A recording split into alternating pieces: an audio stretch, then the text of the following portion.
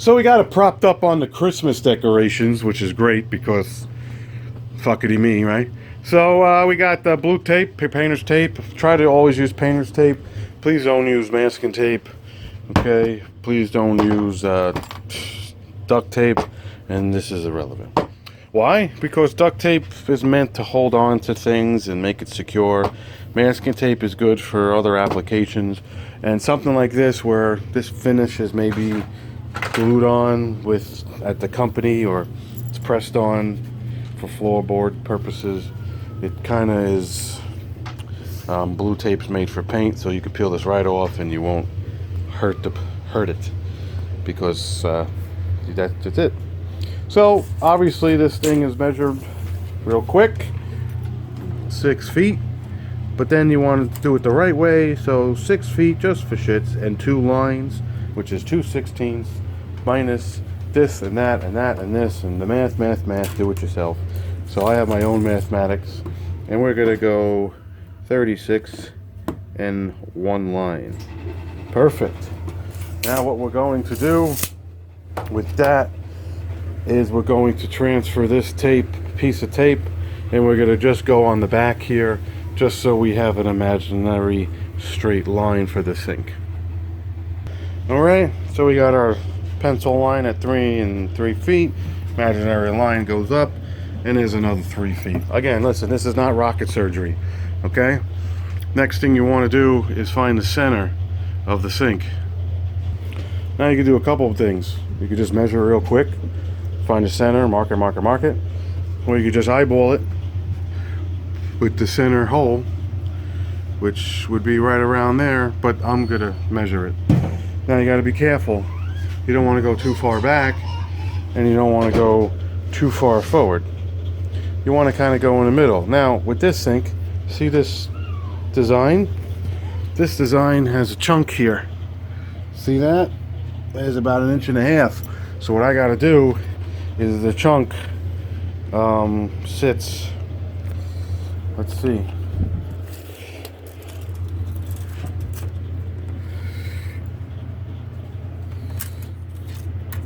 hold on.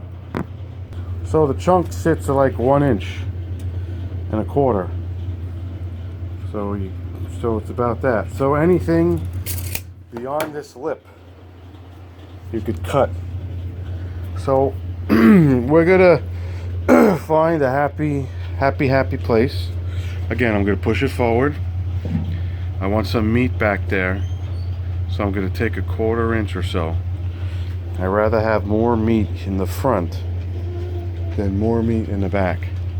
So I'm gonna find the center of the sink. I'll be right back. Okay, 25. Half 25 is 12.50. So you make a couple of reference marks, you go down, there's that one, and then there's that one. So now the trick is to try to line it up so it's not like that, you know? It's not wonky. So we'll line up the front roughly. This is, again, roughly. We'll keep the tape line. That one has to go a little bit to me on the left. Okay, I'm proud with that. We're good with that. Now what you do, again, it's not that serious because it's a basement, is run your finger along the line here. Why do you do that? See if the channel is opening and closing. Like if this was crooked like this, we'll go this way. If this was crooked, see how big my thumb fits in here? But as we get to the end, the thumb doesn't. So what you want to do is get that line as good as possible. See, this one's off. You want to get this line lined up. You want to get that line lined up, and then you want to take one finger, any one finger, and you want the sides of your finger to feel the same going down. So that channel is as tight as you can. Now, what you can do is go get some material hanging and some friggin' Bob Vila shit, and you could, Bob, we ripped a 1/4 inch piece of pipe here, and we put it in the back, and then we push the sink in. No, this is a basement sink. It's going to get installed as nice as anyone can because I'm doing it. So I'm very happy with the line as we speak. Okay, I'm happy with the depth. We're over the depth, so this clamp could sit. And I think if you're washing up, the sink is sitting, sitting good. So what we're gonna do is, I gotta take a break and do something else. But when we come back, we'll tape all around here with the tape. All right, so we're back at it. We measured the opening. I'll show you in a second. Here we go. Now I'm gonna write a disclaimer. I'm gonna tell you a disclaimer right now. This is the way that Joe81 does it. I have not watched any videos. I have not plugged in YouTube. I haven't said what tool to use, what not to use. What I'm going to use is a jigsaw, okay? Because it's wood and it's plywood and the jigsaw allows you to move, okay? So what I did right now doesn't necessarily mean it's correct. It also doesn't necessarily mean that it is right. This is the best way that I decided to do it so my brain can function while processing it. So let's line it back up. All right. Actually, the camera's weird. It's like an angle. Like if you go right, All right, it's lined up. So what I did was I eyeballed the blue tape to go down like this. Like that. So I have to cut. I cannot cut past the blue tape around this entire sink. The blade touches the blue tape at all, then I'm gonna get a bubble. Secondly, I use this tool. Just put it here, give or take, and I came out a little bit. So there it is, and I came out a little bit for meat purposes. And then I decided to make a line here, a line there, and so on and so forth, because this line is going to get brought back to that line. Again, I told you, you do not want to cut this sink exactly on the lip. You want to cut it just in between this and the lip. You could go a little bit closer. I rather go closer to this so there's more meat than go closer to the edge. The edge and the sink is like just barely sitting. So that's the front three sides. Well, now the back. Well, you can't get tape in there because it's built in. So what I did was figured out this line, scored it this way, scored it that way, and then off camera used a pencil. That's the way the sink is going to sit.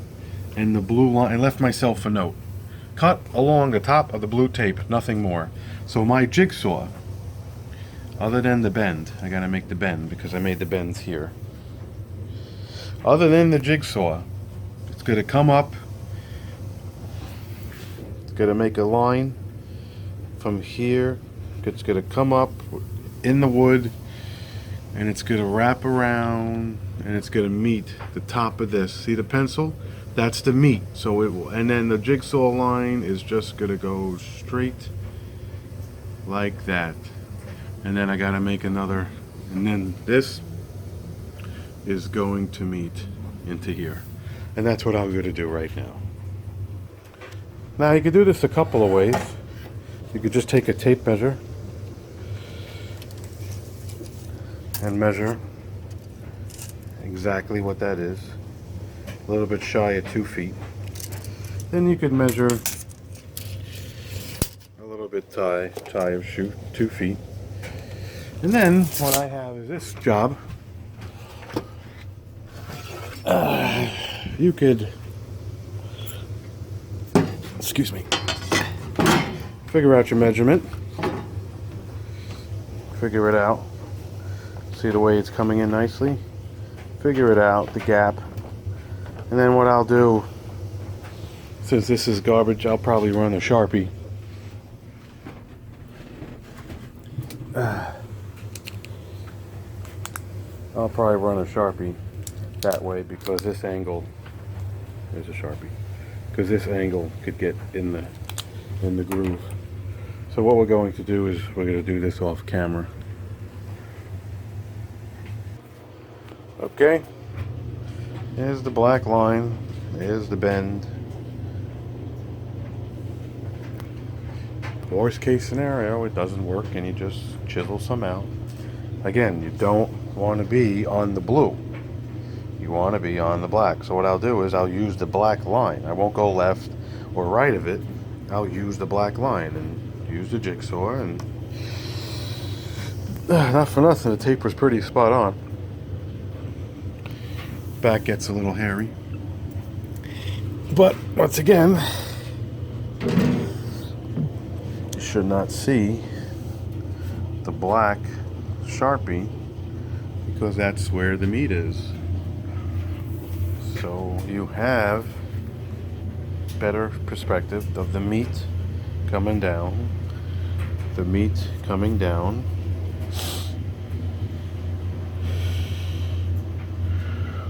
That's about it.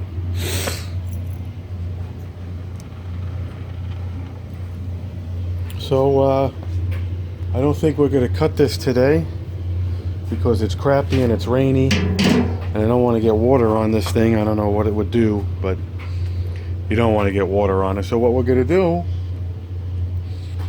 is we'll see how much, we'll see what's going on.